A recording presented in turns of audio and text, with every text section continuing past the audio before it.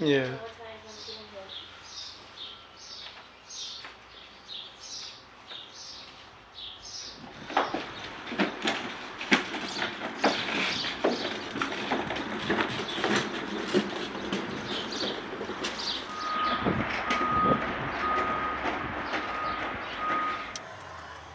It's a nice booming the word talk and I put bữa miền ibu nye the word program participants bữa tông hata tự chủ food delivery này ibu tao tới cái này tập phun bữa nào tăng chiều trên mặt cả.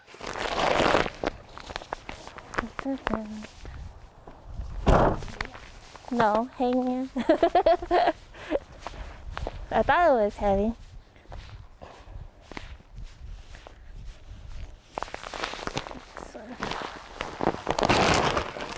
Im lòng nha sa. Hello, Bang on là không quậy. Rồi hai chỉ tập video hay là bạc na anh yêu anh nhiều mà không sao. Yêu to hàng là hai, chợ biểu là hai, anh chưa đau bún mê. Anh đau kinh đảng nè. Bún mê. Đang tìm thăm mà hiểu nhung. Susan 材料在你厂不做工老还老爷大家在听tài liệu Aduh.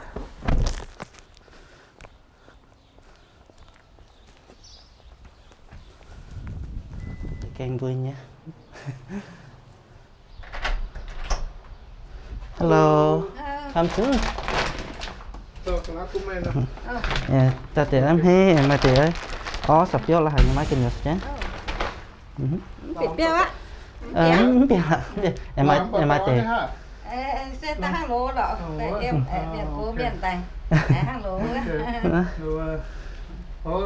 Ta chúng mình quảng group rồi nào đâuว่าต่อcái nào cũng buồn nào để dùng xe đâuว่ามาเขียนปุ่นตัวหนำให้นะđâuว่าsẽ tụi taoปุ่นbuồn xe nào ta tinอยู่การnhận hả lọ Đáng chỉnh lọ nè, bữa tao chắc cái nào tao thả phun đáng chỉnh thăm lọ nè. ok phải on nhé ô Đáng chỉnh. Ok.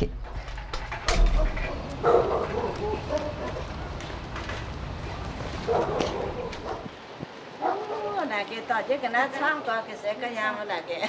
Phải on nó vừa. Phải on nha, đó nha phải. Đâu có gì hỏi gì chứ chứ miếng cái nào là có. Cái này thì là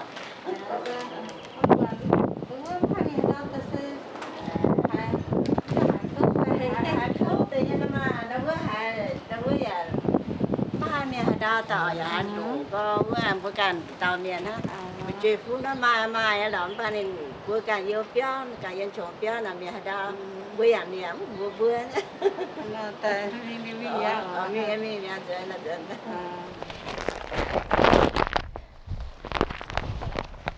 Hi everyone. This is our third food delivery drive for Union Community Services.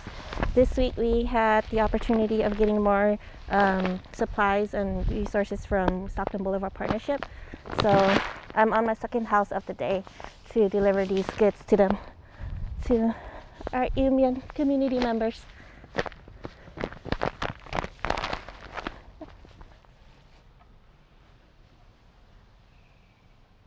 Oh, maybe it's just a bag.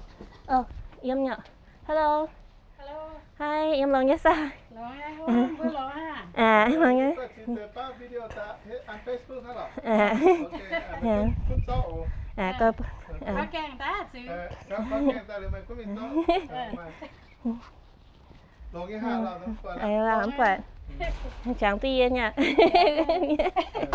là không phải ít gan để thành nữa với đây ok mình cũng sao là thế là đó điện hết thì là mình càng phòng tung tay cả bỏ tôi nhé ok ok phải on your thank you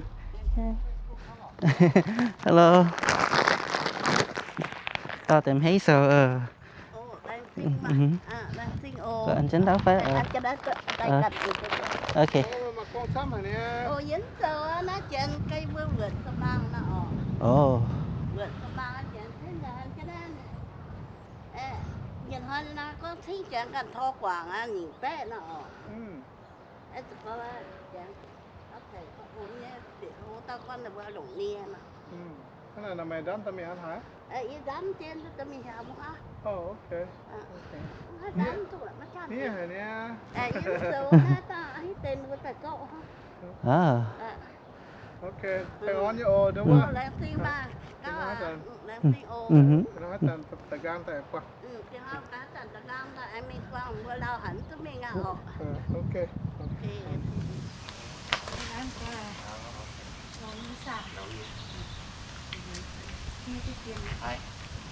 phải on qua luôn như phải luôn nha.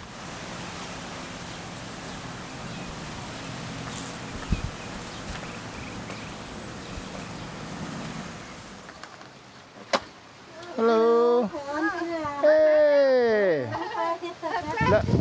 là có đau miệng là cái chua nè chua nó mà luôn như phải chua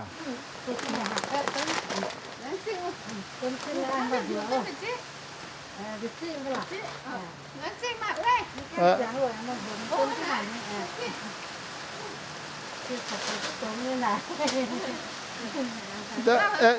chưa thấy này ám nó phẳng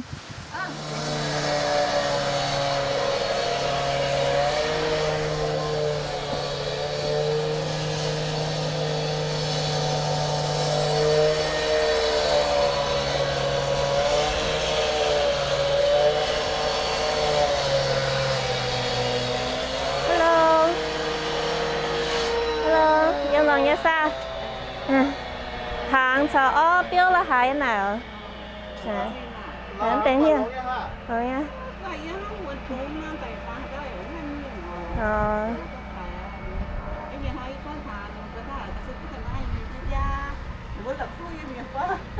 là khuเหรอ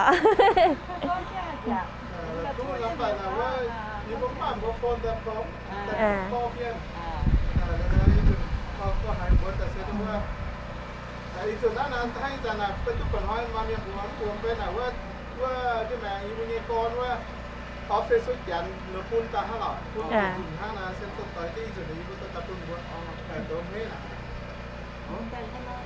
mai cái phun mai cái tình vào cái con chả già hai tủ cái nó như hại đổ khói vươn mai miên xả con như lợ mà chuyện từ mà nhớ là xài cũng con cũng coi cũng